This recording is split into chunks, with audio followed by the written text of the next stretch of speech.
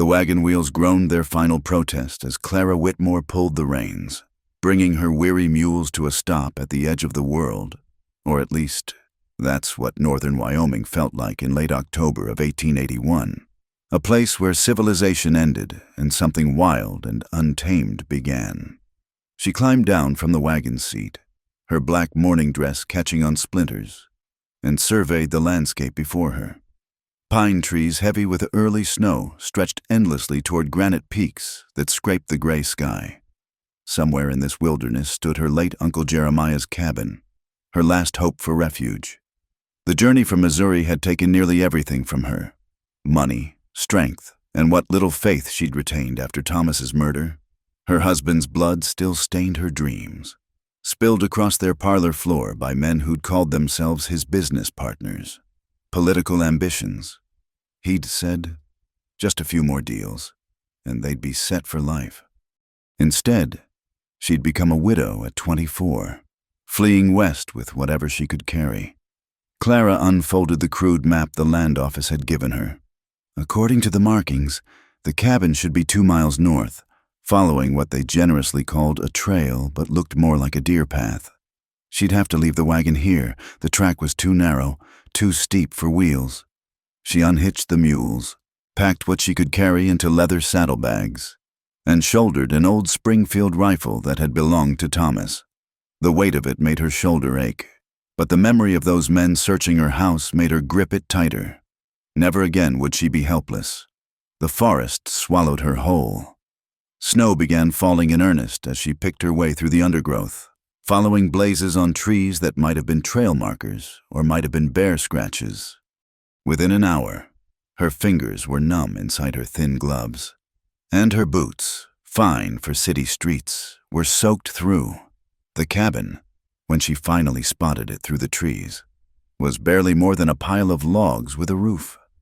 The door hung askew, and snow had drifted through gaps in the walls. Uncle Jeremiah had died 3 winters ago, clearly. No one had touched the place since. Clara pushed inside, disturbing a family of pack rats that scattered into the corners. The single room contained a rusted stove, a cot with moldy blankets, and shelves that had mostly collapsed. Through a hole in the roof, she could see the darkening sky. "Home," she whispered, and the word tasted bitter as alkali water.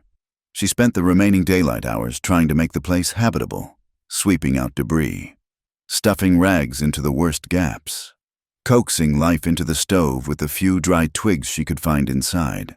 But she needed firewood, real firewood, or she'd freeze before morning. The forest had turned purple with dusk when Clara ventured out again, rifle in hand, following what looked like a game trail toward a stand of dead trees.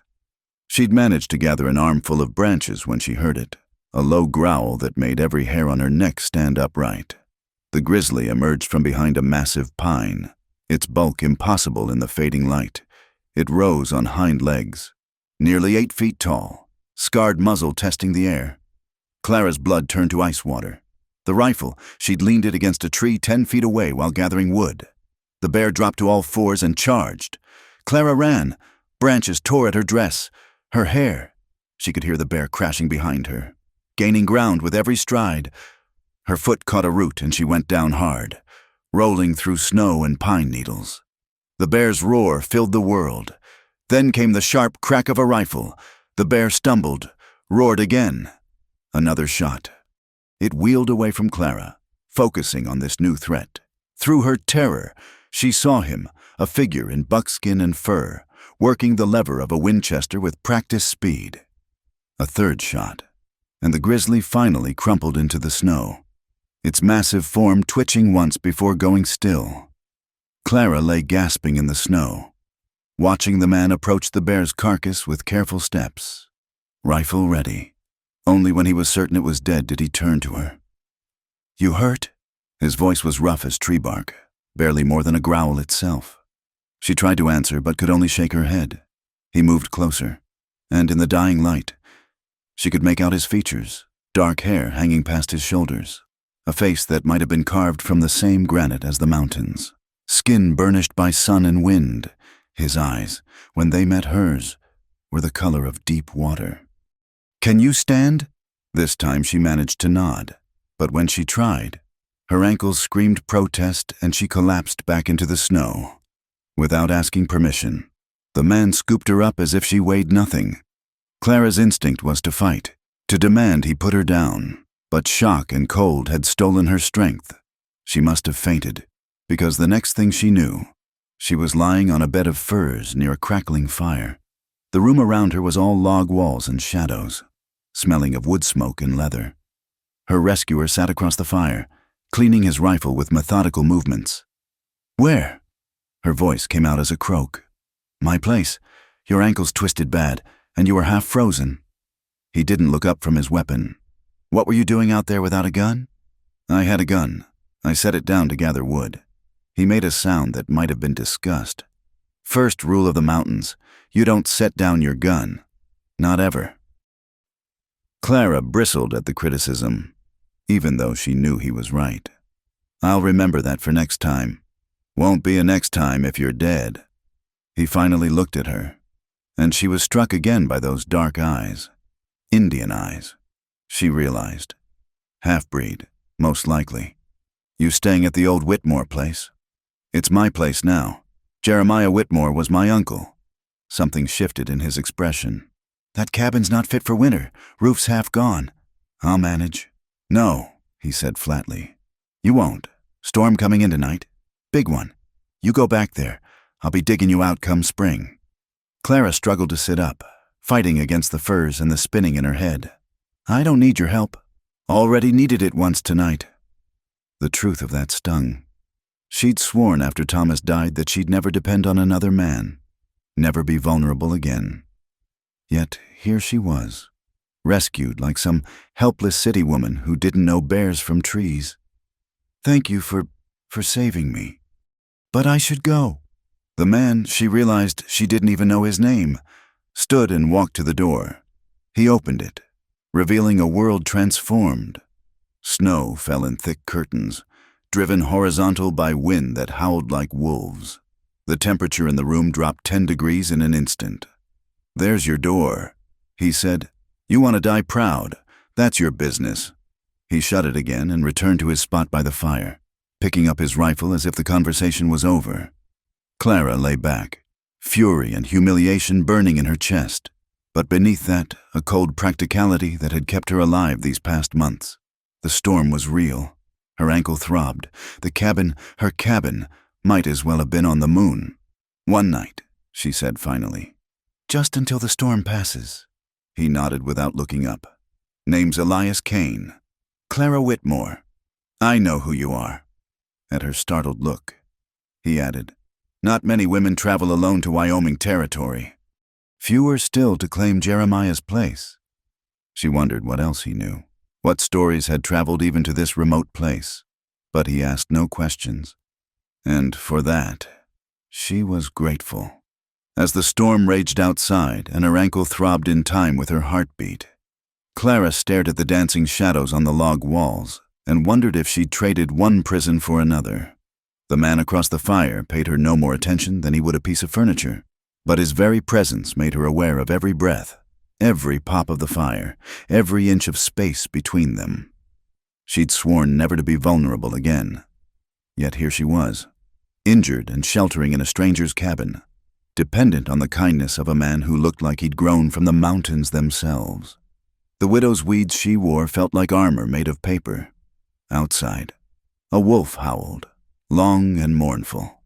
Another answered, then another, until the night filled with their wild chorus. Clara pulled the furs higher and closed her eyes. But sleep was a long time coming. Every time she dozed, she saw the bear charging, or Thomas bleeding, or dark eyes watching her across the fire. Tomorrow, she told herself. Tomorrow she would leave, storm or no storm. Tomorrow she would reclaim her independence, her solitude, her carefully constructed walls.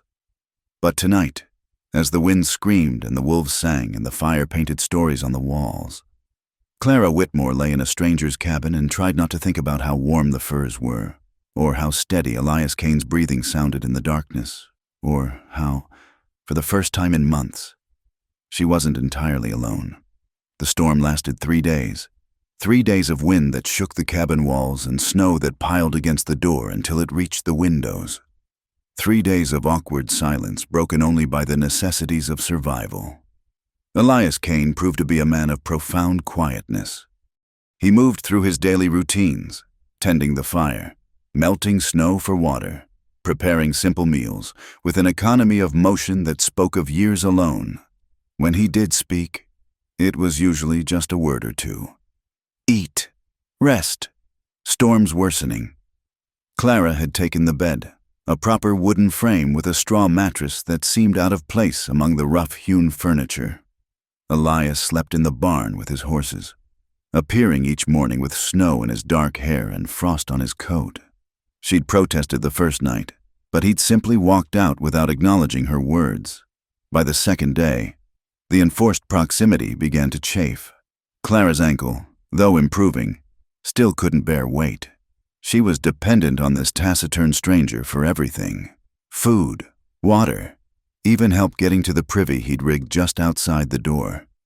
Each small kindness felt like a debt she couldn't repay, a crack in the armor she'd built around herself. She filled the hours examining his cabin, learning its occupant through his possessions. The main room was sparse but clean. Pelts hung from the walls. Beaver, fox, wolf. Tools arranged with military precision. A shelf of books surprised her.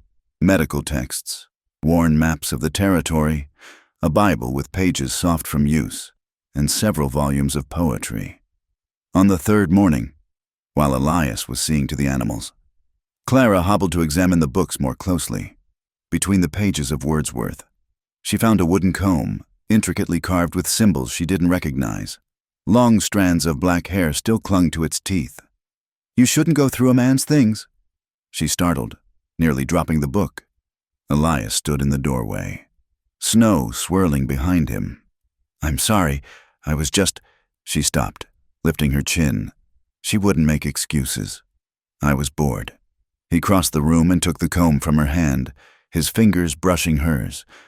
For a moment, their eyes met, and she saw something raw flash across his features before he turned away. "Her name was Sarah Flying Crow," he said quietly, placing the comb back between the pages. "My mother." The words hung between them.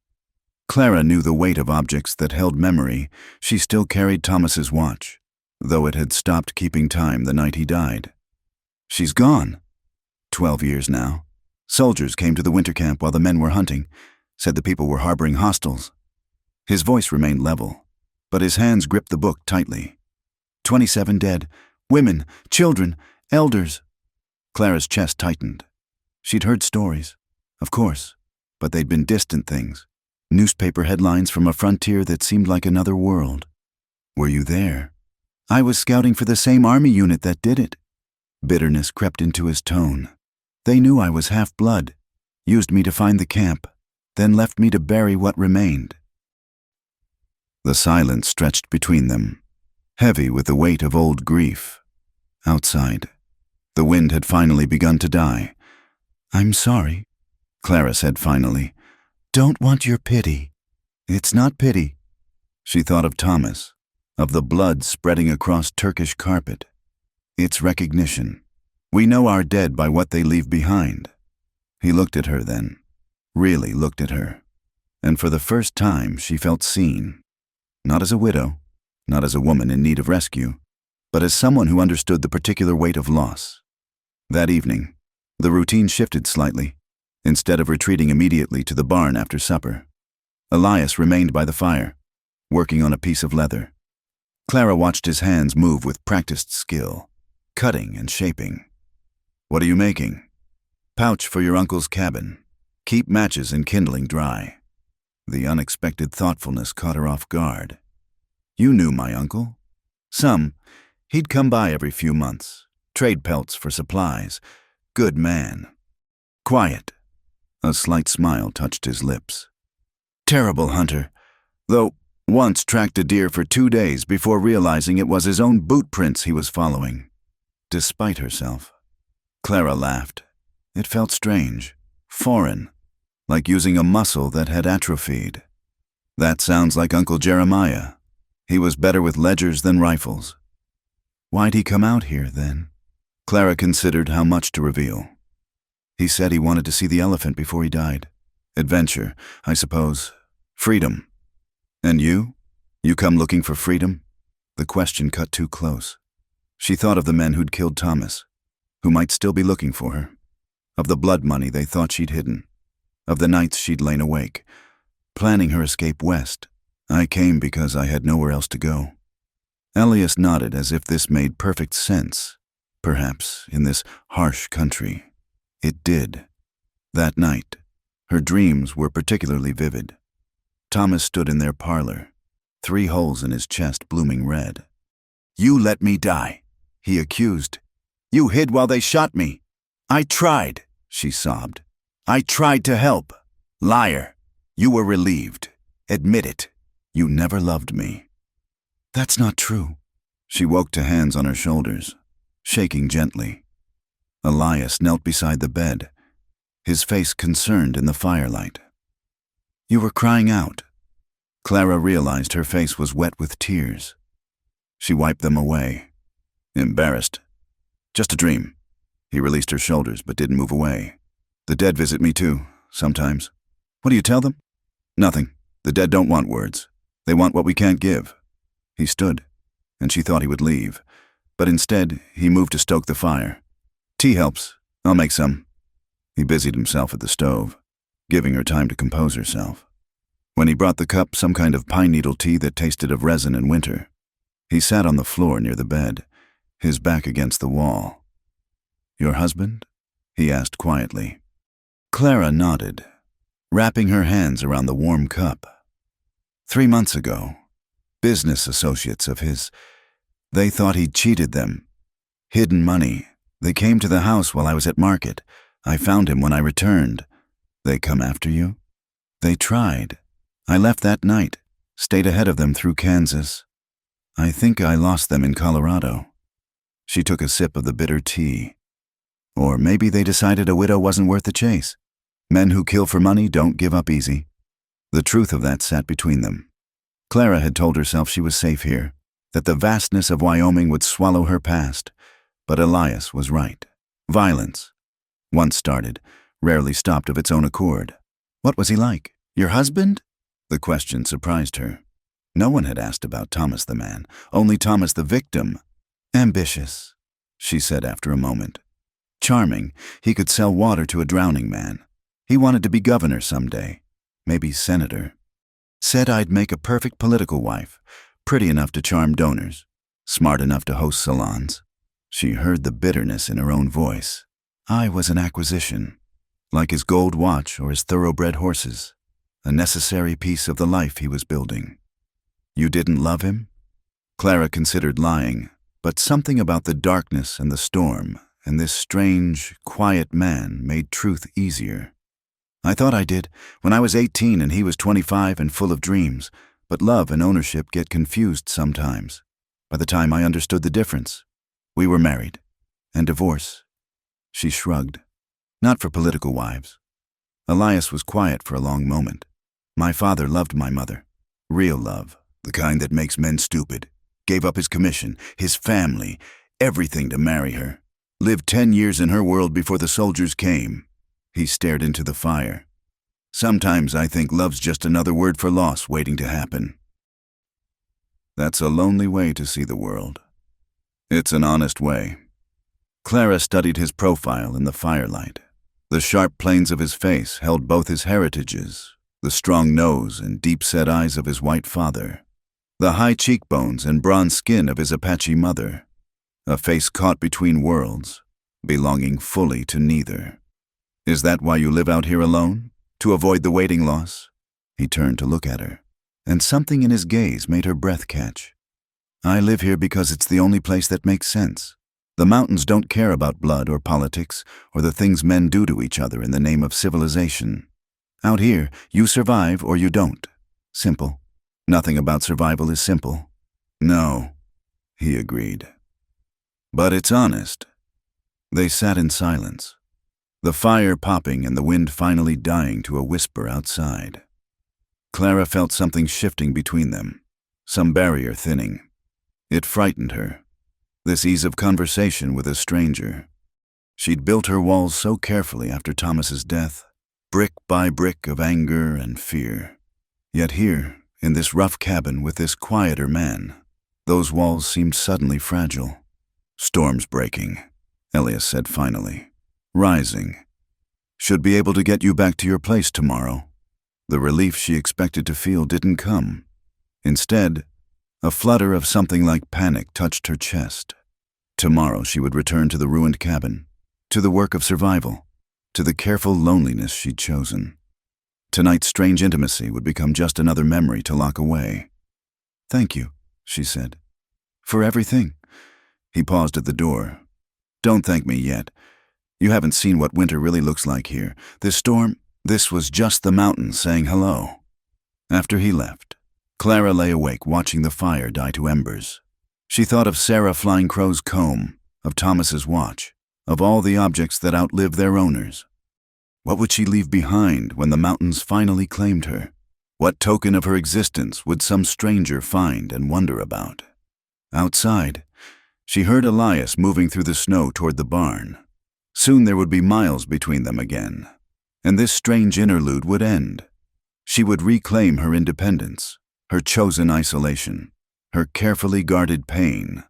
But for now, in the dying firelight, she allowed herself to remember the weight of his hands on her shoulders, the quiet understanding in his voice, the way he'd said "the dead visit me too," as if it were the most natural thing in the world. Tomorrow, she would rebuild her walls. Tonight, she simply pulled the furs higher and listened to the settling cabin, the distant call of an owl, the sound of her own breathing in the dark. For the first time in months, the rhythm of it didn't sound quite so alone. The mountain had other plans. When Elias tried to take Clara back to her uncle's cabin, they found the trail blocked by fallen trees and snowdrifts higher than a horse's head. The storm had reshaped the landscape, turning familiar paths into treacherous mazes. "Spring," he said, surveying the damage. "That's when you can go back." Clara stared at the wall of white before them. "That's months away." "Yes, I can't stay with you for months." He turned his horse around. "Then you can try walking through 20-foot drifts with a bad ankle. Your choice." She had no choice, and they both knew it. Back at his cabin, Clara watched him reorganize the space with quiet efficiency. He strung a rope across one corner and hung a blanket for privacy, moved his personal items to make room for hers. All without comment, as if taking in strays for the winter was routine. The first week was the hardest. Clara insisted on contributing, despite her healing ankle. She took over cooking, though her skills were limited to what she'd learned as a political wife. Fancy dishes that required ingredients neither of them had. Her first attempt at biscuits could have served as ammunition. "Interesting," Elias said, examining one. "Never seen biscuits that bounce." She snatched it from his hand. "If you don't like my cooking—" "Didn't say that." He took another from the pan, spread it with the last of his honey. "Just observing." She watched him chew with determination. A lesser man would have lied, told her they were fine. Elias's honesty was somehow less insulting than false kindness would have been. "Teach me," she said finally, "how to cook properly, how to survive here." He looked up, surprised. "You want to learn?" "I need to learn. There's a difference." Over the following weeks, the cabin became a classroom. Elias taught with the same economy he applied to everything else, showing rather than telling, correcting without condescension. Clara learned to make biscuits that were actually edible, to preserve meat with smoke and salt, to read weather in the movement of clouds. The enforced proximity created its own rhythm. Mornings belonged to chores, hauling water, tending fires, caring for the animals. Afternoons, when the light was best. Elias worked on pelts while Clara mended clothes or studied his maps. Planning for spring, evenings were for maintenance, sharpening tools, oiling leather, the countless small tasks that kept the wilderness at bay. They developed an ease with each other's presence, moving around the small space without collision. Clara found herself anticipating his needs, coffee ready when he came in from the cold, dry socks warming by the fire. He reciprocated in his own way, always ensuring she had enough firewood within reach, adjusting the cabin's drafts to keep her corner warm.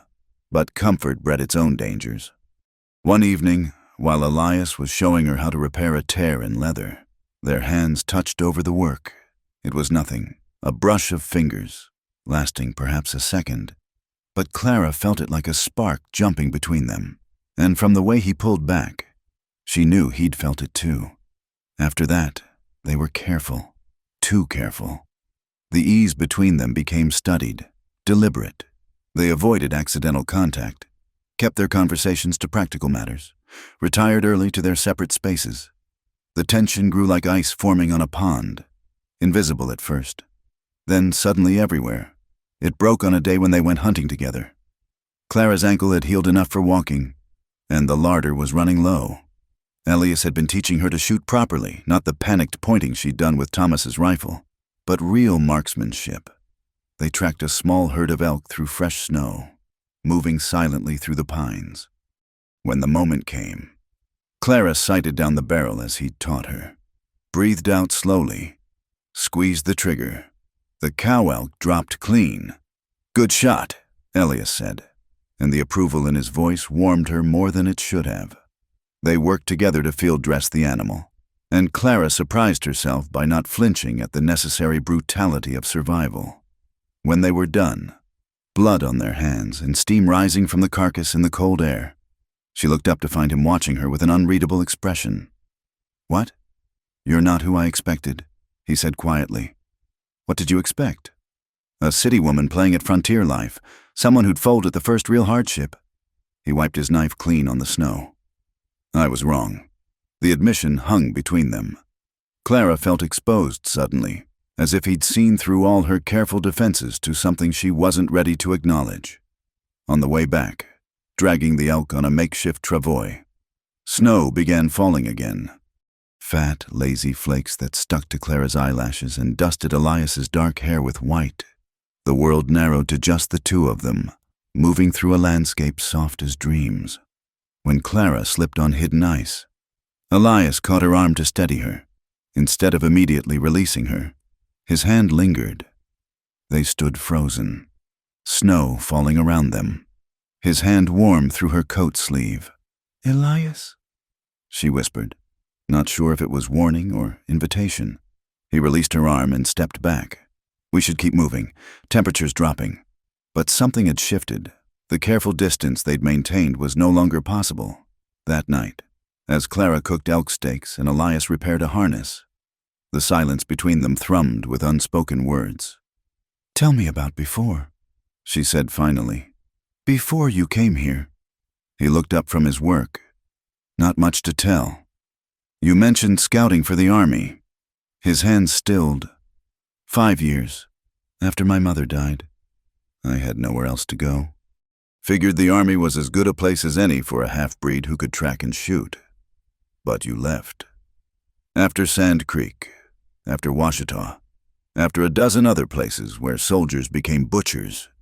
His voice remained steady, but she could see the tension in his shoulders. The final time was the worst.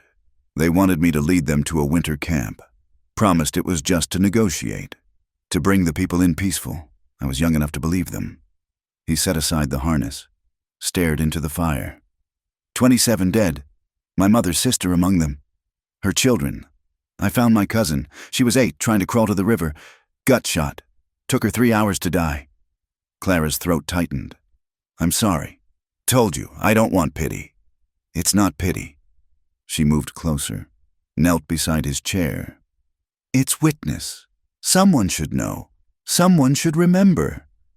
He looked at her then, and the rawness in his eyes made her chest ache. "Why do you care?" "Because you saved my life. Because you took me in when you didn't have to. Because—" She stopped, unwilling to voice what else lay beneath. "Clara." Her name on his lips was half warning, half plea. She reached up, touched his face. His skin was rough with stubble, warm despite the cold cabin. He closed his eyes, leaned into her palm for just a moment before gently catching her wrist. "Don't!" "Why?" "Because I'm not a good man. Because you're running from something and I'm hiding from everything.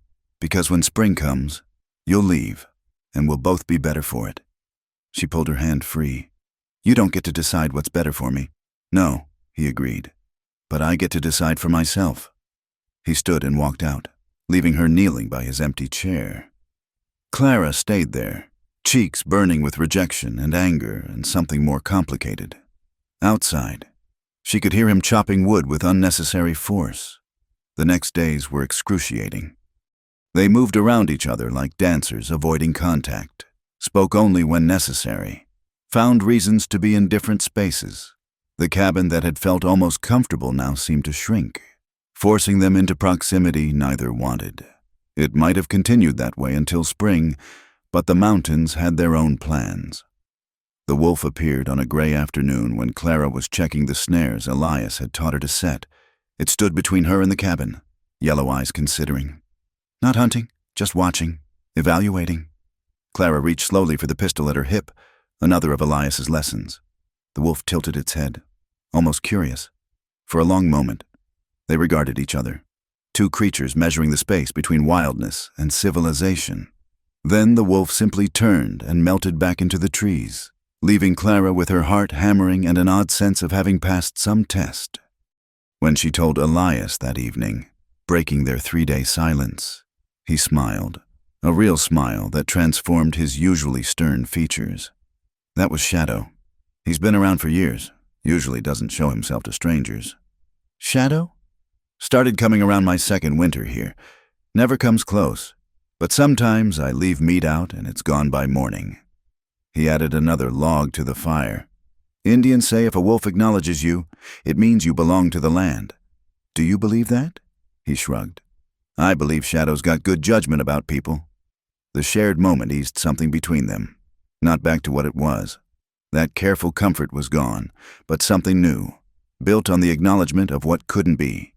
That night, as snow began falling again, Elias brought out a small wooden flute. At Clara's surprised look, he almost smiled.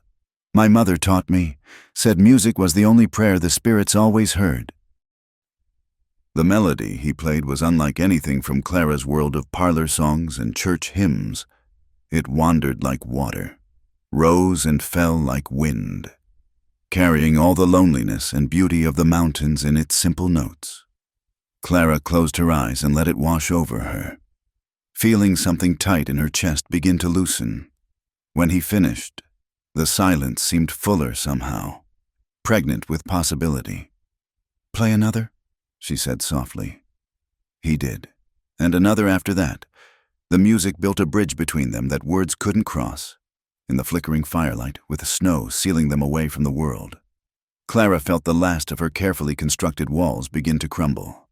She was falling, had been falling since that first night when he'd carried her from the snow, but admitting it, even to herself, felt like stepping off a cliff into darkness. Because Elias was right. Spring would come, the snow would melt, and she would have to choose between the safety of solitude and the dangerous warmth growing in her chest. The wolf howled somewhere in the darkness, and its mate answered. The sound shivered through Clara's bones, wild and longing and free. She understood then why people feared wolves, not for their teeth or their hunting prowess, but for the way they called to something untamed in the human heart. Elias set aside the flute, and their eyes met across the fire. In that gaze was everything they couldn't say, wouldn't allow, shouldn't want, but also flickering like flame shadow. The possibility that perhaps the mountains knew something they didn't, that perhaps some walls were meant to fall. The change came in small gestures, each one a crack in the dam they'd built between them. It started when Clara cut her hand butchering rabbits. Nothing serious, but deep enough to need tending. Elias cleaned the wound with gentle efficiency, his calloused fingers impossibly tender as he wrapped the bandage. When he finished, he held her hand a moment longer than necessary, his thumb brushing across her palm. Be more careful, he said quietly, but his eyes said something else entirely. After that, The touches multiplied like spring flowers after snowmelt. His hand at her elbow when ice made the ground treacherous. Her fingers brushing his when she passed him coffee. The brief press of shoulders as they worked side by side skinning pelts. Each contact sent heat through Clara that had nothing to do with the fire crackling in the hearth. She found herself watching him when she thought he wasn't looking. The way his hands moved with such precision. The curve of his neck when he bent over his work. The rare smile that transformed his weathered features. She wasn't the only one looking. Sometimes she'd glance up from her mending to find his dark eyes on her, intense and unguarded, before he turned away. The tension grew like storm clouds gathering above the peaks. One morning, Clara offered to trim his hair. It had grown past his shoulders, and she'd watched him struggle with it while working. He went still at the suggestion, then nodded once. She positioned him in a chair near the window where the light was best. The moment her fingers touched his hair, she understood her mistake. This was too intimate, too much like a wife tending her husband. But stopping now would acknowledge what hummed between them. His hair was thicker than she'd expected, heavy and black as crow wings. She worked slowly, her fingers learning the shape of his skull, the strong column of his neck. He sat perfectly still, but she could see the tension in his shoulders, feel the controlled breathing. When she moved around to trim the front, their faces were inches apart. His eyes were closed, dark lashes fanned against bronze skin. A muscle jumped in his jaw. "Almost done," she whispered, though she wanted to make it last forever. His eyes opened, fixed on hers with an intensity that stole her breath. Slowly, as if fighting himself, he reached up and caught her wrist. "Clara, I know," she said. "I know all the reasons why not. I don't care anymore." His grip tightened. "You should care. You're grieving. You're far from home. When your head clears, my head is clear." She set down the shears, framed his face with her hands. "For the first time in years, I know exactly what I want. What you want and what's wise aren't the same thing. When has wisdom ever brought anyone happiness?" He made a sound that might have been laugh or sob. "You don't know what you're asking. Then tell me." He stood abruptly, her hands falling away, paced to the window and stared out at the endless white. "You're asking me to break the only rule that's kept me whole out here, to need something besides solitude, to let you past every defense I've built." He turned back to her. "And then to watch you leave come spring. What if I didn't leave?" The words hung between them like crystals of ice, beautiful and sharp. "You will," he said with quiet certainty. "This life, this place, it's not what city women dream of. When the novelty wears off, when you remember comfort and society and all the things I can't give you." "Stop." Clara's temper, long banked, flared hot. "Stop telling me what I'll do, what I'll want. You don't know me, don't I?" His own control cracked. "I know you jump at loud noises. I know you wake crying from nightmares. I know you flinch when I move too fast. You're not running to something. Clara, you're running from it.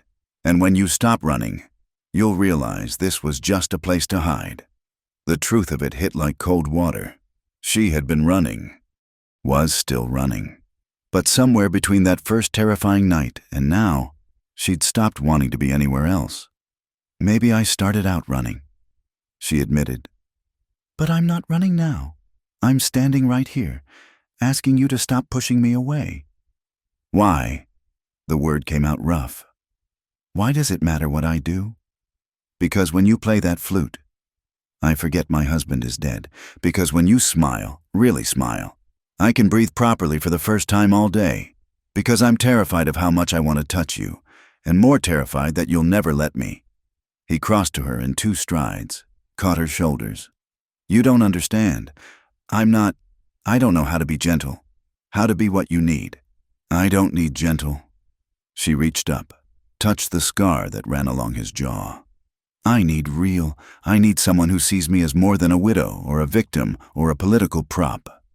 His hand slid up to cup her face, thumbs tracing her cheekbones. "Clara, Stop talking," she whispered. "Please." Just stop talking." The kiss, when it came, was nothing like the polite pecks of her marriage. This was hunger and loneliness, and months of denied want crashing together. His mouth was hot against hers, demanding and giving in equal measure. She gripped his shoulders, pulled him closer, trying to climb inside his skin. When they broke apart, both breathing hard, she saw wonder in his eyes, and fear. "Clara, no." She pressed fingers to his lips. "No more words, no more reasons why not." He caught her hand, pressed it flat against his chest where his heart hammered. "I don't know how to do this by halves. If I let you in, I won't know how to let you go. Then don't." This kiss was different, slower, deeper, edged with a desperation that made her knees weak. His hands tangled in her hair, pins scattering. She'd been cold for so long, and he was heat and life and everything she'd told herself she didn't need. When his mouth traced down her throat, she gasped, arching against him. "Elias." He pulled back, eyes dark with want. "You're sure?" Instead of answering, she took his hand and led him to the bed. What followed was a revelation. Thomas had approached the marriage bed like a business transaction. Efficient, goal-oriented, vaguely embarrassing for both parties. This was something else entirely. Elias touched her like she was something precious and wild, to be coaxed rather than conquered. His hands and mouth learned every secret her body had been keeping, until she was trembling and pleading in languages she didn't know she spoke. When he finally joined with her, it was with a tenderness that brought tears to her eyes. He kissed them away, murmuring words in Apache and English. Praise and promise and possession all tangled together. After, they lay entwined while the fire died to embers. Clara traced the scars that marked his chest, knife wounds, bullet holes, each a story of survival. He caught her hand, kissed each finger. "What are we doing?" she asked softly. "I don't know." He pulled her closer. "But it's too late to stop now." She should have been frightened by the certainty in his voice. Instead, she felt something wild and fierce bloom in her chest. Good. They made love again as snow began to fall, slower this time, learning the map of each other. Clara discovered he had a spot below his ear that made him groan. He found that kissing the inside of her wrists made her shake. Afterwards, she cried, great, gulping sobs that shook her whole body. He held her through it, not asking why, just anchoring her to the world.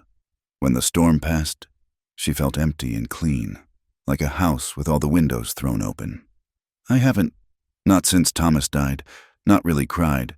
I know." He stroked her hair. "The mountains hear everything eventually." They talked through the night, trading pieces of themselves. She told him about the marriage that had slowly become a prison, the dreams that had shrunk to fit her husband's ambitions. He spoke of the years trying to live in two worlds, belonging to neither, until the wilderness became his only home. When dawn painted the peaks pink, they were still talking, voices rough with exhaustion and honesty. "What happens now?" Clara asked. "Now?" He kissed her forehead. "Now we see if what we built in the dark survives the daylight." It did. The days that followed were a revelation of domesticity Clara had never experienced. They moved around each other with new awareness. Every glance weighted with knowledge. The simple routines of survival became a dance of partnership. But it was the nights that transformed her. In the dark, wrapped in furs and each other, she discovered parts of herself she'd never known existed. A wildness that matched his own. A hunger that years of propriety hadn't killed. A capacity for joy that bloomed like fire in her chest. One evening, as they sat by the fire, her reading, him working leather, he said suddenly, "That first night, when I found you, you were wearing a wedding ring." Clara looked at her bare hand. She'd removed the ring weeks ago without really thinking about it. "Yes." "What happened to it?" She was quiet for a long moment. "I threw it in the snow the morning after that night." "Why?" "Because it was his mark on me. His claim." She looked up at him. "I won't be marked or claimed again." Something shifted in his expression.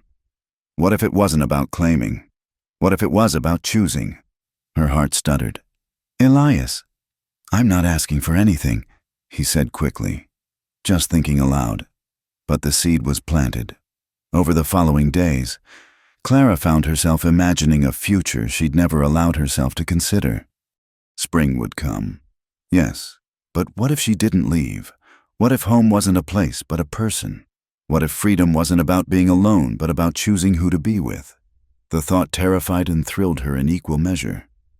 One night, as they lay sated and drowsing, Elias traced lazy patterns on her bare shoulder. Tell me about after, he said. After spring, after the snow melts. Clara's contentment wavered. I don't know. I haven't thought. Liar? His voice was gentle but knowing. You think about it every day. I see it in your eyes when you watch the weather change. She turned in his arms to face him. What do you want me to say? That I'll stay? That we'll play house in this cabin forever? I want you to tell me the truth. The truth was a complicated thing. All sharp edges and uncertainty. I'm scared, she admitted. Scared of staying, scared of leaving. Scared that this is just the mountains working some kind of spell, and when it breaks... You think this isn't real? I think nothing in my life has ever felt this real, she said. And that terrifies me most of all. He was quiet for so long she thought he'd fallen asleep. Then, the Apaches have a saying. The earth does not belong to us, we belong to the earth. Maybe it's the same with love. We don't possess it. It possesses us. Clara pressed her face against his chest, breathing in the scent of smoke and pine and man. Outside, wolves howled their ancient songs. Inside, two damaged people held each other against the cold and tried to believe that spring didn't always mean endings. But even as Elias's breathing deepened into sleep, Clara lay awake knowing that some choices couldn't be postponed forever. The snow would melt. The trails would clear. And she would have to decide whether the woman she'd become in this cabin was who she wanted to be, or just another role she'd played while running from herself. The mountain had no answers. Only the wind, the wolves, and the steady heartbeat of the man who'd taught her that sometimes the only way to be truly free was to let yourself be caught. The morning after brought an awkwardness Clara hadn't anticipated. In the harsh light of day, what had felt inevitable by firelight seemed reckless. She busied herself with breakfast, avoiding Elias's eyes, her movements sharp and efficient. You're going to wear a hole in that pan, he said quietly. She looked down at the eggs she'd been stirring with unnecessary violence. I'm fine. Clara, I said I'm fine. The words came out sharper than intended. She saw him withdraw, his expression closing like a door. The distance she created that morning grew throughout the day. By evening, they were back to the careful politeness of strangers, and Clara hated herself for it. But the intimacy of the night before had left her feeling exposed, vulnerable in ways that had nothing to do with physical nakedness. That night, she lay rigid in the bed they'd shared so passionately, while Elias made his bed by the fire. The space between them felt vast as the canyon that split the mountains to the west. 3 days passed this way. 3 days of Clara rebuilding walls with desperate efficiency. She couldn't explain even to herself why she was doing it, only that the depth of what she'd felt in his arms terrified her more than loneliness ever had. On the 4th morning, Elias set his coffee down with enough force to slosh it over the rim. Enough! Clara looked up from her mending. What? This? He gestured between them. I won't live this way. Not in my own home. I don't know what you mean. Don't lie to me. Clara, not after... He stopped, jaw clenched. You want to pretend it didn't happen? Fine, but you'll have to do it somewhere else. The ultimatum hit like ice water. You're throwing me out? I'm giving you a choice. Be here, really be here, or go. In the middle of winter. The weather's clear. I'll take you to town myself. You can find lodging until spring. Clara stared at him. This man who'd been so gentle with her body now, hard as granite. But she could see the hurt beneath his anger, the confusion at her retreat. I can't. Can't what? He moved closer. and she fought the urge to step back. Can't admit you want this? Can't let yourself have something good? Can't stop punishing yourself for being alive when he's dead? The last words hit their mark. Clara's hand flew to her mouth. That's not, isn't it? His voice gentled slightly. Clara, I've watched you for months. You're so busy atoning for some imagined sin that you won't let yourself breathe. And now you're using me to prove you don't deserve happiness. You don't understand. Then make me understand. The dam broke. Words poured out. About her marriage, her guilt, her fear. How she'd heard Thomas call for her as he died, but had hidden in the pantry. Too terrified to help. How she'd felt relief mixed with the grief. Freedom tainted by shame. How being with Elias made her feel alive in ways that seemed like a betrayal of the dead. When she finished, she was crying. Ugly sobs that shook her whole body. Elias pulled her against him, and she didn't resist. Listen to me, he said into her hair. You survived. That's not a sin. It's not a betrayal. It's what living creatures do. But I was a coward. You were human. 3 armed men against 1 woman? What could you have done except die alongside him? Maybe that would have been better. He pulled back, gripped her shoulders. No, never say that. Never think it. His eyes blazed with an intensity that took her breath. You think Thomas would want you to die? You think any man who truly loved his wife would want that? Clara thought of her husband. Ambitious, controlling, but not cruel. No, she whispered. He'd want me to be smart, to survive. Then honor that. Honor him by living, not by building a shrine out of guilt. That night, she went to him by the fire. No words, just her hand extended in invitation. He looked at her for a long moment, then let her lead him back to the bed. They made love with a different quality than before, not the desperate hunger of first joining, but something deeper. Clara felt herself letting go of more than inhibitions. Each touch, each kiss, was a small goodbye to the woman she'd been. The guilt she'd carried like stones in her pockets. Afterwards, she told him about the Sarah she'd seen in her mother-in-law's locket. She was beautiful. You have her eyes. She would have liked you. Elias said. She had a saying, the heart that refuses joy insults the Creator. Was she happy? Even with everything. Even with everything. He traced patterns on Clara's shoulder. She said happiness wasn't about what happened to you, but about what you chose to see. Even in the worst times, she'd find something. A bird's song, a child's laugh, the way light hit the water. I want to be like that. Clara said, I want to stop being afraid of feeling good. Then stop. It's not that simple. It's exactly that simple. Not easy, but simple. She considered this. Will you help me? Every day. And he did. Over the following weeks, Elias became her guide not just to wilderness survival, but to the more treacherous terrain of allowing joy. He challenged her when she retreated into guilt, celebrated small victories, the first time she laughed without immediately sobering, the morning she woke without the familiar weight of dread.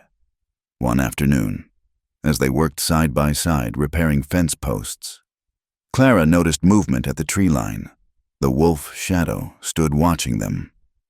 He's never come this close in daylight, Elias murmured. The wolf's yellow eyes fixed on Clara. Then, impossibly, it play-bowed, front end low, rear high, tail wagging slightly, like a dog inviting a game. Is he? I think he's accepting you, properly accepting you. Shadow held the pose for another moment, then turned and trotted back into the forest. But just before disappearing, he looked back once, and Clara could have sworn he grinned. The spirits approve, Elias said, and his voice held something that might have been awe. That evening, as Clara prepared dinner, she found herself humming. It took her a moment to realize what she was doing, and when she did, she waited for the familiar stab of guilt. It didn't come. Elias noticed. What's that song? Something my mother used to sing before she died. Clara hadn't thought of the melody in years. She was happy, I think, even though life was hard. Most truly happy people I've known had hard lives. Elias said, Maybe because they learned not to wait for perfect circumstances. Clara turned from the stove, studied this man who'd become her anchor. "Are you happy?" He considered the question with his usual seriousness. "I wasn't. For a long time, I was just existing, surviving." His eyes found hers. "I'm happy now." The simple honesty of it made her chest tight. "Elias, I know spring's coming," he said quickly. "I know you haven't decided anything. I'm not asking for promises. I'm just telling you what is." Clara crossed to him, settled onto his lap in a move that would have scandalized her former self. "What if I wanted to make promises?" His hands came to rest on her waist. "Then I'd ask if you were making them to me or to yourself. What's the difference? One's about obligation, the other's about choice." She thought about that as she traced the lines of his face. This man who'd taught her more about freedom in a few months than she'd learned in years of supposed independence. "I choose this," she said finally. "I choose you. Not because I have nowhere else to go, not because I'm scared or grateful or lonely, but because when I think about leaving, I can't breathe. Because you see me, not the widow or the victim or the society wife, but me. Because you make me want to be brave." His hands tightened on her waist. "Clara, I'm not finished." She pressed on before courage failed. "I know I'm difficult. I know I have days when the guilt comes back, when I push you away. I know spring changes things, makes trails passable, gives us options, but I don't want options. I want this cabin and this mountain and this life. I want you." He pulled her down for a kiss that said everything words couldn't. When they broke apart, both breathing unsteadily, he pressed something into her hand. She looked down at a simple ring carved from elk antler, polished smooth. "I made it weeks ago," he admitted. Before, something told me to make it." He touched the ring gently. "It's not asking for anything. It's just, if you want something that says you choose this, choose us." Clara slid the ring onto her finger. It fit perfectly, warm and solid and real. "The other was a mark of ownership. This is a mark of choice." "Yes, ask me again in spring," she said. "When the snow melts and the world opens up and I have every reason to leave, ask me then if I choose this. I will." They made love by the fire that night, slow and sweet and sure. Outside, Shadow howled, and his pack answered, their songs weaving through the darkness like blessings. Inside, two people who'd found each other at the edge of the world held tight and began to believe that some storms were worth weathering, that some winters were just the prelude to spring. Clara still woke sometimes with Thomas's name on her lips, still felt the weight of could-have-beens and should-have-dones. But now she had something to balance against the darkness, the solid warmth of Elias beside her, the ring of antler on her finger, the wild joy of choosing happiness despite all the reasons not to. The widow's weeds hung on their peg by the door, black as crow feathers, heavy with the past. But Clara had stopped wearing them weeks ago, choosing instead the practical woolens that smelled of wood smoke and possibility. She was done with mourning. Whatever spring brought, she would meet it as herself, not the widow, not the wife, but Clara, who had learned to love at the edge of the world and chosen joy despite the odds. The mountains, in their ancient wisdom, seemed to approve. The first real hint of spring came in late March, not warmth, but a different quality to the cold. The snow settled with tiny sighs, compacting under its own weight. Ice began to form lacy patterns at the edges of the creek, beautiful and treacherous. "Time to check the high passes," Elias announced one morning. "See how the melt's coming." Clara understood what he wasn't saying. They were checking to see when the trails would be clear, when leaving would become possible. They packed supplies for a day's journey and headed up the mountain. The climb was harder than Clara expected. Months of snowshoe travel had made her strong, but the altitude still stole her breath. Elias moved with his usual ease, occasionally reaching back to help her over difficult spots. When they finally crested the ridge, the view stopped her cold. The entire world spread below them, valleys and peaks, forests and meadows, all still wrapped in winter white, but somehow expectant. Waiting. There, Elias pointed east. That's the pass to town. Still snowed in, but maybe 3 weeks. 4 at most. Clara nodded, unable to speak past the tightness in her throat. And there, he pointed south. That leads to the rail line. Denver's maybe 5 days' ride once the trail's clear. Why are you showing me this? He turned to her, and she saw her own uncertainty reflected in his eyes. Because you need to know your options, all of them. When you make your choice, I want it to be real. They ate their simple lunch in silence, sitting on rocks warmed by the thin sun. Below them, an eagle circled, riding thermals with effortless grace. I've been thinking, Clara said finally, about what happens next if I stay, and I can't just be kept. I need purpose, work, something of my own. Elias smiled slightly. Already thought of that. Thompson's Ridge, the mining camp about 15 miles north. They need a teacher. Their last one left before winter. Couldn't handle the isolation. You've been asking around about me? I've been planning for hope. The phrase struck her silent. Planning for hope. Not assuming, not demanding, just preparing for the possibility of joy. On the way down, they encountered fresh tracks. Elias knelt, examining them with sudden tension. What is it? Horses, 3, maybe 4. Shod, so not Indian ponies. He stood, scanning the tree line. Coming from the east, heading toward our valley. Clara's blood chilled. Could be anyone. Trappers, miners. Could be. But his hand moved to his rifle. They descended quickly, Elias choosing a route that kept them in cover. As they neared the cabin, he held up a hand, listening. Smoke rose from the chimney, more than they'd left banked in the stove. Stay here, he whispered. No. Clara checked her pistol. We do this together or not at all? He looked like he wanted to argue, then nodded. They approached cautiously, using the woodshed as cover. Through the window, Clara could see movement, someone going through their supplies. Then a voice, carried on the wind, froze her in place. Must be the place. Woman at the mining camp said she'd headed this way. She knew that voice. Marcus Webb, one of Thomas's former partners, one of the men who'd killed him. Elias felt her stiffen. You know them? They're here for me. The words came out numb. I thought I'd lost them, but how many were there that night? 3, but Marcus wasn't alone. I heard at least one other. Then we wait, see what they do. But Clara was already moving, driven by a fury she hadn't known she possessed. These men had taken her husband, chased her across half the country, and now they'd invaded the one place she'd felt safe. Clara, no.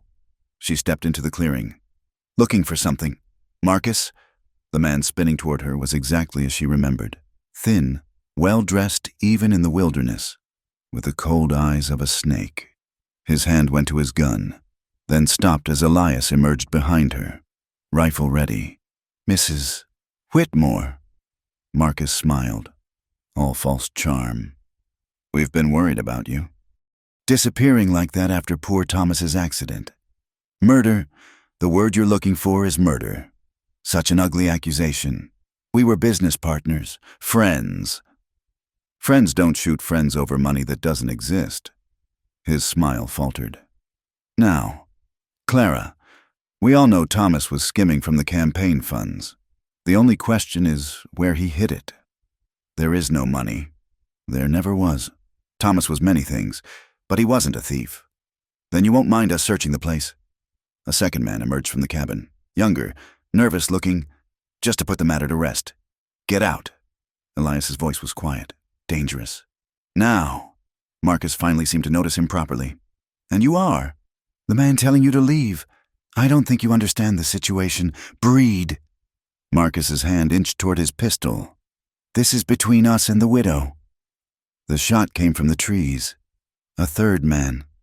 Clara realized with despair.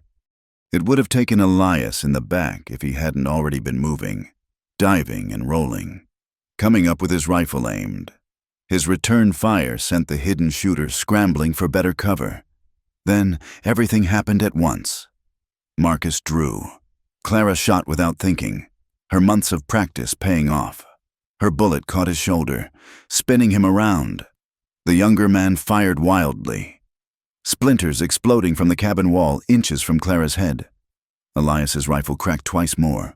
The younger man dropped, clutching his leg. From the trees came sounds of retreat, the third man abandoning his companions. It was over in seconds, leaving Clara's ears ringing and her hands shaking. Marcus lay in the mud, cursing and holding his shoulder. His partner whimpered about his leg. "Clara!" Elias was beside her, checking for injuries. "Are you hit?" "No, I'm fine." He kept one eye on the wounded men while examining her anyway. That was foolish. Brave, but foolish.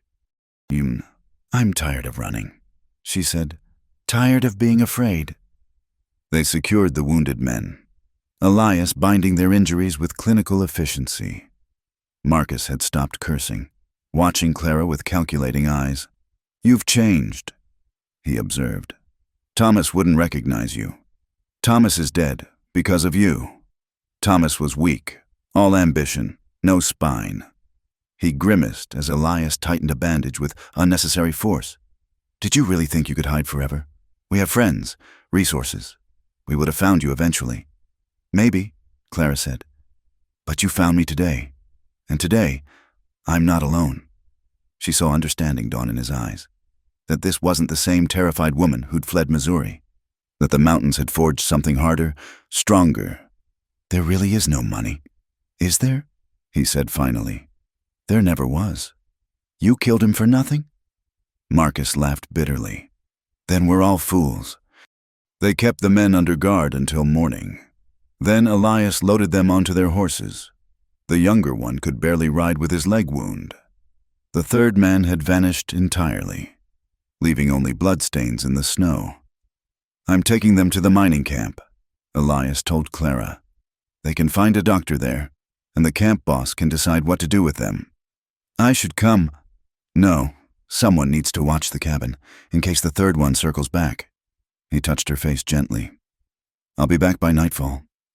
After he left, Clara sat on the porch with her rifle, watching the trees, but the forest remained quiet, and she suspected the third man was already miles away, wanting no part of what had happened to his partners. When Elias returned at dusk, she was still there, though she'd added a blanket against the chill. "They're gone," he reported. "Put them on a wagon to town. The camp boss said he'd wire the authorities. Let them sort it out." "Will they come back?" "No."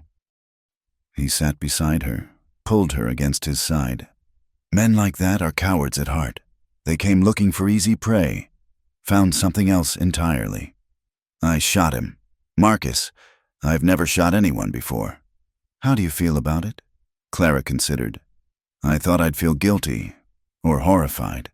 But mostly I feel free. Is that wrong?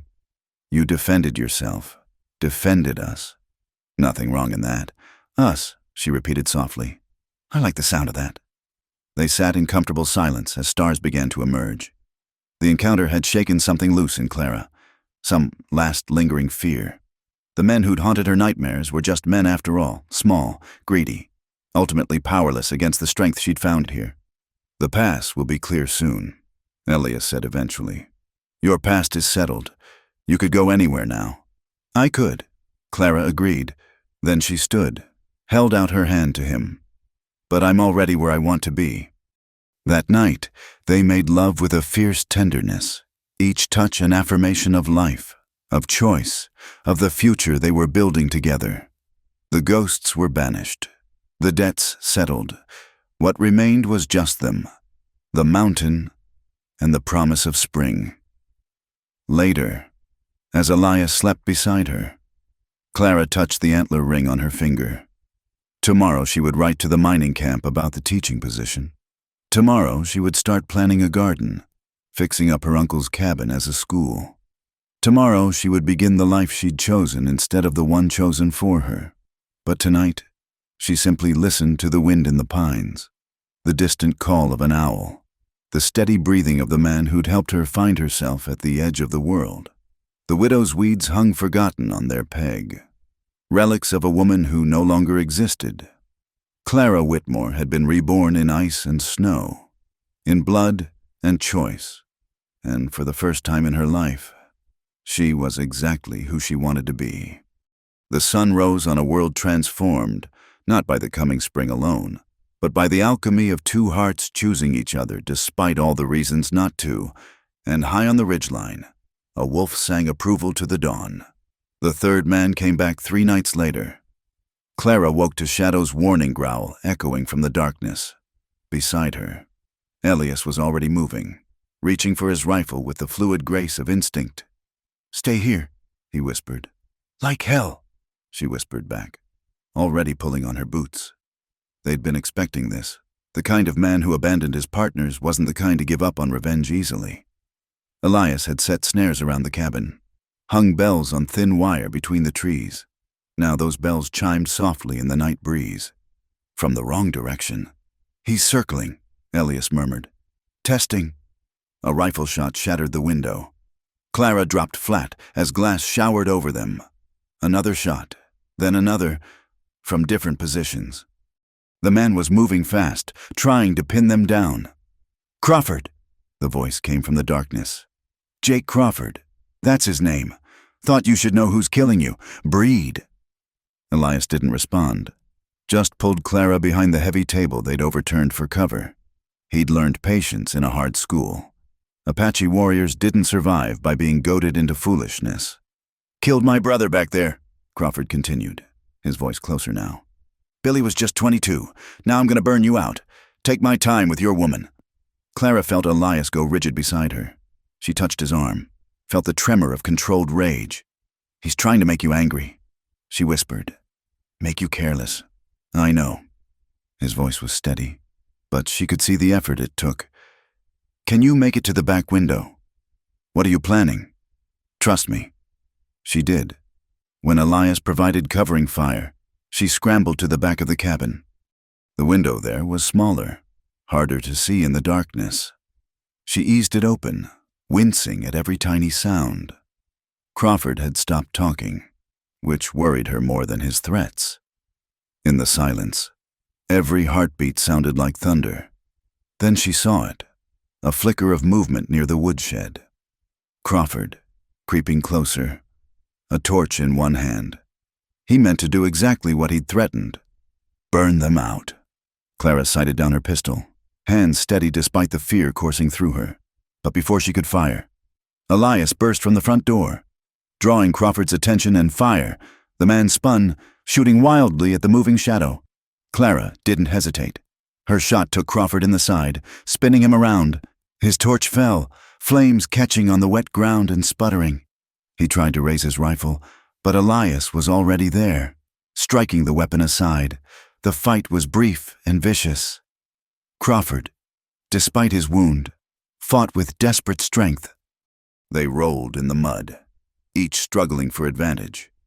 Clara couldn't get a clear shot, could only watch as they grappled. Then Crawford pulled a knife.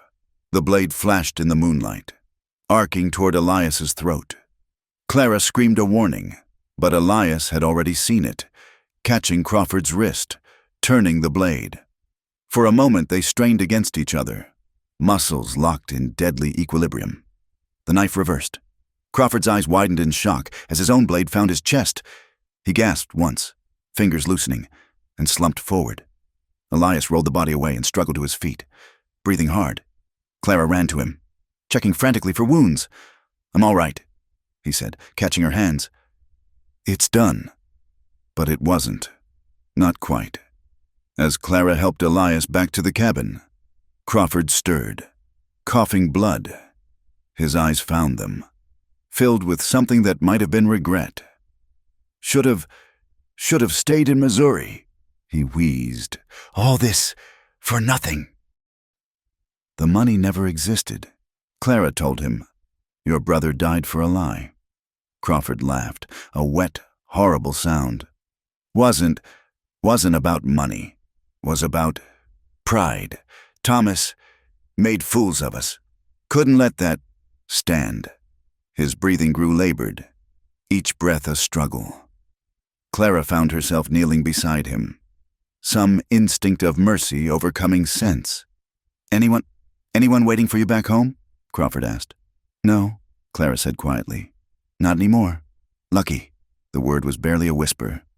Got a wife, 2 boys. Never gonna know what happened to... The words trailed off. Crawford's eyes fixed on the stars, unseeing. They sat in silence for a moment, the weight of death settling around them like morning mist. Then Elias touched Clara's shoulder. Come inside. I'll deal with this. No. Clara stood, squaring her shoulders. We'll deal with it. Together. They wrapped Crawford's body in an old blanket. Would bury him come dawn. It was more courtesy than he'd shown his victims. But Clara found she couldn't sink to his level of cruelty, even in death. Inside, by lamplight. She tended to Elias's injuries, bruises mostly. A shallow cut on his arm from the knife. Her hands shook now that the immediate danger had passed. That's all of them, she said, as much to herself as to him. Marcus, Billy Crawford, Jake Crawford, all 3 who killed Thomas. How do you feel? Clara considered. Empty. I thought when they were gone, I'd feel something more. Satisfaction, maybe, or closure. But it's just empty. Death usually is. Elias caught her hand, stilled its trembling. The living matter more than the dead. Always have. She looked at him, this man who'd killed to protect her, who carried his own burden of necessary violence. I brought this to your door. My past, my problems. Our door, he corrected. Our problems. That's what it means. Clara, what we have, your fights are mine. Your ghosts, your victories, your tomorrows, all mine too, if you'll have me. The simplicity of it broke her. She'd spent so long thinking of herself as a burden, a danger to anyone close to her. But Elias made partnership sound as natural as breathing. I love you, she said, the words coming unbidden. I should have said it before, but I was scared. He kissed her, fierce and tender at once. I know, I've known, just like you've known how I feel, even without words. Say them anyway. I love you, Clara Whitmore. Love your strength and your stubbornness. Love the way you burned those terrible biscuits and learned to make better ones. Love how you look at the mountains like they're teaching you something. His thumb traced her cheekbone. Love the woman you're becoming, the woman you are.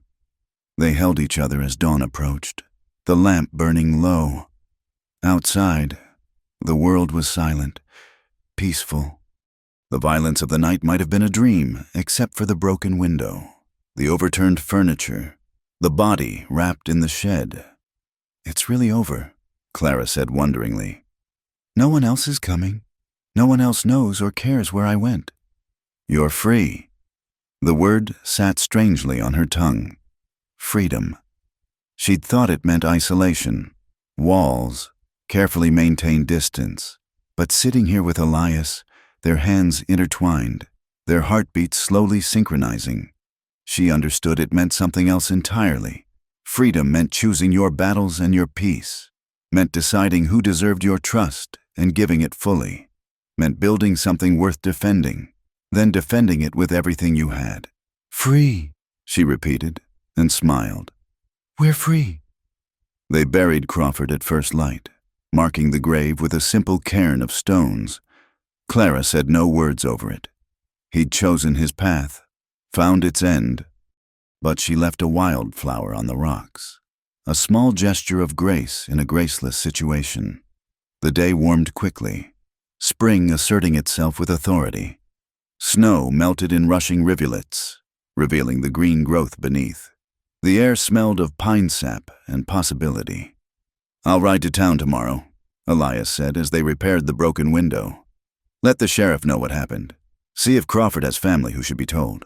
I'll come with you. He looked at her in surprise. You sure? Town means people. Questions. I'm done hiding. Clara tested the new glass, nodded satisfaction.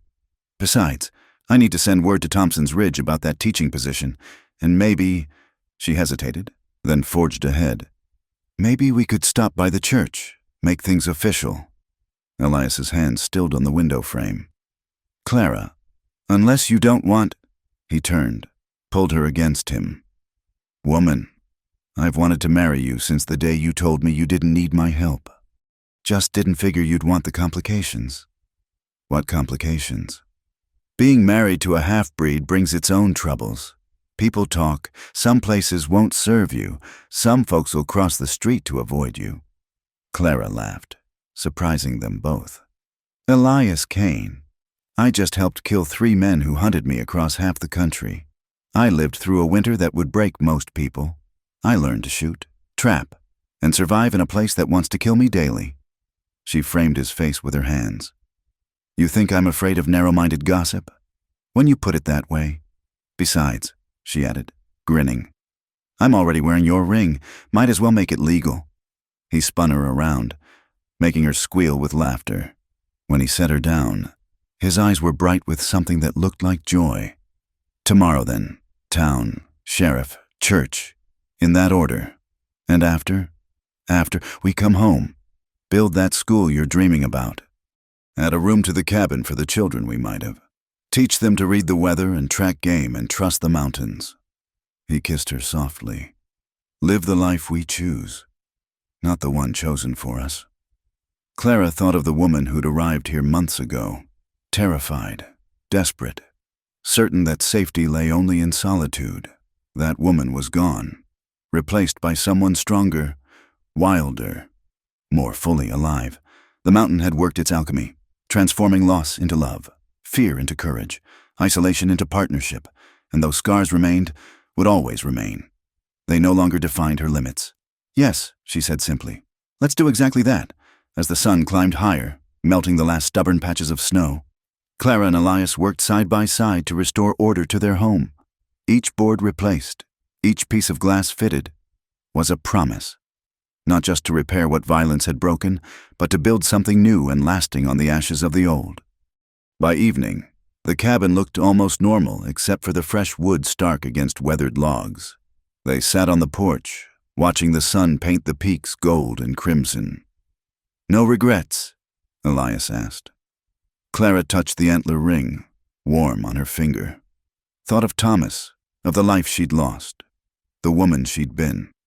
All of it had led here, to this moment, this choice, this man. "No regrets," she said, and meant it. "Only gratitude." Shadow appeared at the tree line as if summoned by her words. The wolf studied them for a long moment, then tilted his head back and howled, a sound of wild joy that echoed off the mountains and seemed to bless whatever came next. Tomorrow would bring town and telegrams and official sanctions, but tonight was theirs, and Clara intended to savor every moment of it. She'd learned the hard way that happiness was too precious to waste on waiting for perfect circumstances. The mountain had taught her well. Spring arrived in earnest, painting the mountains in shades of green and gold. The journey to town that had seemed impossible in winter now took only half a day on clear trails. Clara rode beside Elias, marveling at how different the world looked without its shroud of snow. The town of Cedar Falls wasn't much, a main street, a few businesses, a church with a crooked steeple. But after months of isolation, it seemed almost overwhelming. People stared as they rode in, curiosity plain on their faces. "That's Kane," she heard someone whisper. "The half-breed trapper. Who's the woman?" Clara lifted her chin, meeting their stares directly. Let them wonder. Let them talk. She'd faced worse than small-town gossip. The sheriff, a grizzled man named Buchanan, listened to their story with growing amazement. "Crawford and his boys have been wanted in 3 territories," he said finally. "There's even a reward, $500 for information leading to their capture." We don't want blood money," Clara said quickly. "It's not blood money, ma'am. It's justice paying its debts." Buchanan pushed the reward voucher across his desk. "Use it to build something good. That's the best revenge against men like them." At the church, Reverend Mills proved less accommodating. He looked at Elias with barely concealed distaste, spoke only to Clara. "I'm not sure I can perform such a union. Perhaps you'd be happier seeking services elsewhere. Perhaps you'd be happier remembering what the Bible says about love." Clara shot back. "Or we could wire the bishop about your refusal to perform a legal marriage." The Reverend's face flushed, but his wife, a bird-like woman who'd been arranging flowers, spoke up. "Oh, for heaven's sake, Arthur, these people have been living in sin all winter and want to make it right. Isn't that what we're supposed to encourage?" Clara bit back a laugh at Elias's expression. Living in sin? If only the woman knew how recently that had become true. In the end, they were married in the church garden, with Mrs. Mills and Sheriff Buchanan as witnesses. It wasn't the society wedding Clara had once dreamed of, but standing there in her practical dress with wildflowers in her hair, speaking vows to a man who'd shown her what love really meant, she wouldn't have changed a thing.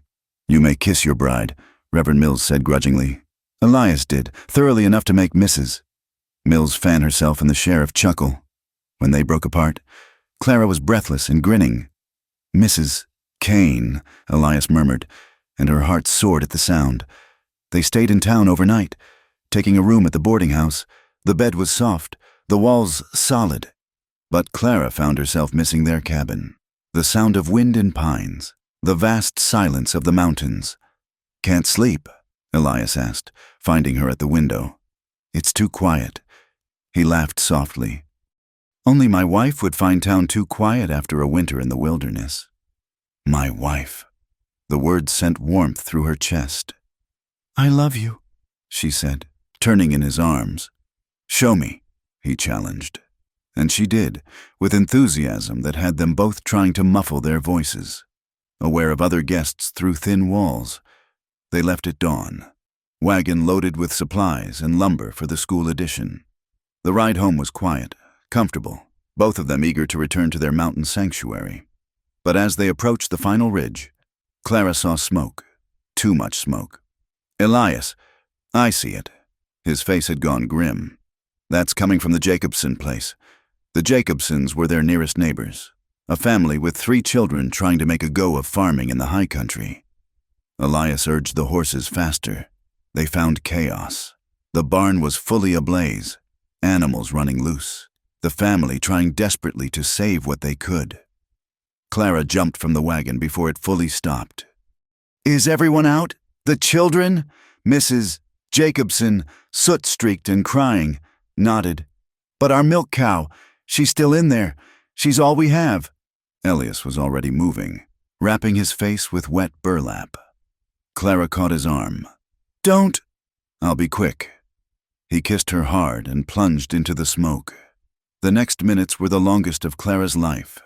She helped organize a bucket brigade, but the fire was too advanced. The barn would be lost. All they could do was keep it from spreading. When Elias emerged, leading a terrified cow, Clara nearly collapsed with relief. He was coughing, singed, but whole. The Jacobson children cheered as their cow stumbled to safety. "You saved her, Mr." Jacobson said, pumping Elias's hand. "We can rebuild the barn, but without the cow, neighbors help neighbors." Elias said simply, "That's how it works out here." They stayed to help with the aftermath, corralling loose animals, salvaging what could be saved, making sure the family had shelter. By evening, other neighbors had arrived, bringing food and offers of aid. Clara watched it all with wonder. This community she'd thought would reject them had embraced them instead. When someone made a snide comment about the breed and his woman, 3 others shouted them down. "That's Kane and his wife." Old Thompson from the mining camp declared, "Good people. Anyone has a problem with them has a problem with me," as they finally headed home under stars. Clara marveled at the day's turns. "We have a place here, a real place." "We do," Elias agreed.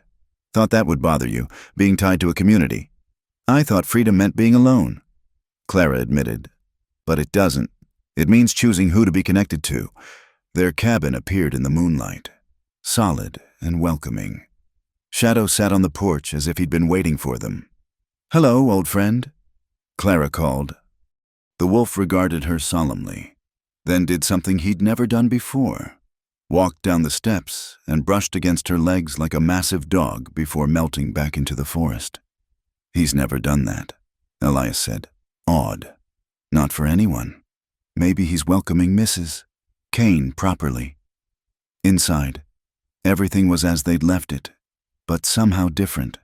This wasn't just Elias's cabin anymore, or just their winter shelter. This was home, legally and emotionally, the center of the life they were building. Over the following weeks, they worked on Uncle Jeremiah's cabin, transforming it into a proper schoolhouse. The reward money paid for windows, a wood floor, real desks, word spread. And by the time Clara held her first class, she had 8 students ranging from 6 to 14. Teaching filled a need in Clara she hadn't known existed. The children were eager, curious, a mix of backgrounds that would have scandalized her old social circle. The youngest Jacobson girl, 2 boys from the mining camp, a set of Mexican twins whose family ran sheep in the high meadows. "Mrs.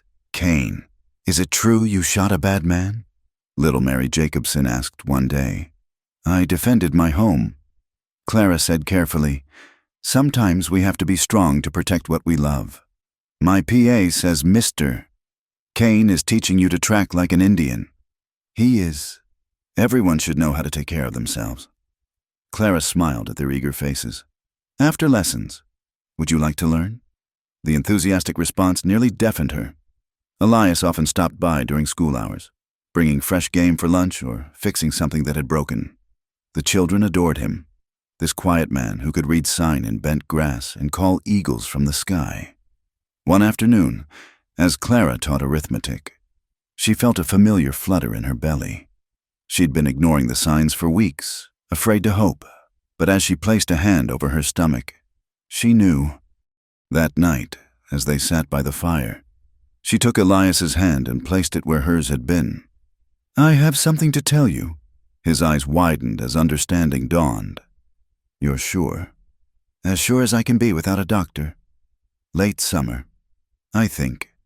He pulled her onto his lap, holding her like spun glass. "A child. Our child.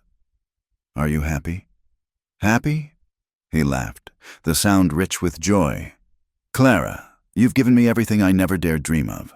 A wife, a home, a purpose. And now this?" He kissed her tenderly. Happy doesn't begin to cover it. They talked long into the night, making plans, choosing names, dreaming of the future. A child born of the mountains, raised in freedom and love, knowing both worlds but bound to neither except by choice. As summer bloomed across the high country, Clara and Elias worked side by side, teaching, hunting, building. The school grew as word spread of the teacher who'd faced down outlaws and married for love. Their cabin expanded too, a new room taking shape for the coming child. Sometimes Clara stood on the ridge where Elias had first shown her the passes, looking out at the world spread below. The trails were clear now, roads to anywhere she might want to go. But her feet no longer itched to run. She'd found what she hadn't known she was looking for, not just safety or love, but purpose. A life built by choice rather than circumstance. One evening, as purple shadows stretched across the valley, Clara and Elias sat on their porch watching the day die. Her hand rested on her growing belly, his arm around her shoulders. Shadow and his pack sang from the ridgeline, their wild chorus echoing off ancient stones. "Do you ever regret it?" Elias asked. "Giving up the life you could have had back east?" Clara thought of ballrooms and calling cards, of being Mrs. Thomas Whitmore, political wife. That life felt like something she'd read about, not lived. "Never," she said firmly. That woman was half alive, going through motions someone else choreographed. "This," she gestured at the mountains, the cabin. "Him. This is real. This is mine, ours. Even when winter comes again. Especially then." She turned to kiss him. "Winter's when we found each other, when we became who we were meant to be." As stars emerged in the darkening sky, they went inside to the warmth of their home. Tomorrow would bring new challenges, students to teach, a baby to prepare for, a life to continue building. But tonight, they had each other in the vast peace of the mountains. Clara lit the lamps while Elias banked the fire. Simple tasks, done countless times, but precious in their ordinariness. She'd learned that happiness wasn't found in grand gestures or perfect circumstances, but in these quiet moments of shared purpose, outside, An owl called, and somewhere in the darkness, Shadow answered. The conversation between wild things continued as it had for centuries, indifferent to human struggles and joys. But Clara liked to think the mountain approved of what they'd built here. Two damaged souls who'd found each other at the edge of the world and chosen to make it home. The widow's weeds had long since been cut up for patches and scraps. In their place hung Clara's teaching dress, Elias's hunting coat, and tiny clothes she was already sewing for the child to come. A new family's garments, waiting to be filled with life and laughter and all the adventures yet to unfold. And high above, the stars wheeled in their ancient patterns, bearing witness to love that had conquered fear, hope that had outlasted despair, and two hearts that had found their way home against all odds. Thank you all for listening to this story of Clara and Elias finding love in the Wyoming wilderness. If you're enjoying these tales from the Old West, I'd love to know where you're listening from. Drop a comment below and let's connect. Don't forget to subscribe to Wild West Campfire for more stories of frontier romance and adventure. What did you think of Clara's journey? Share your thoughts. I read every comment and love hearing from you all. Until next time, partners, keep your fires burning bright.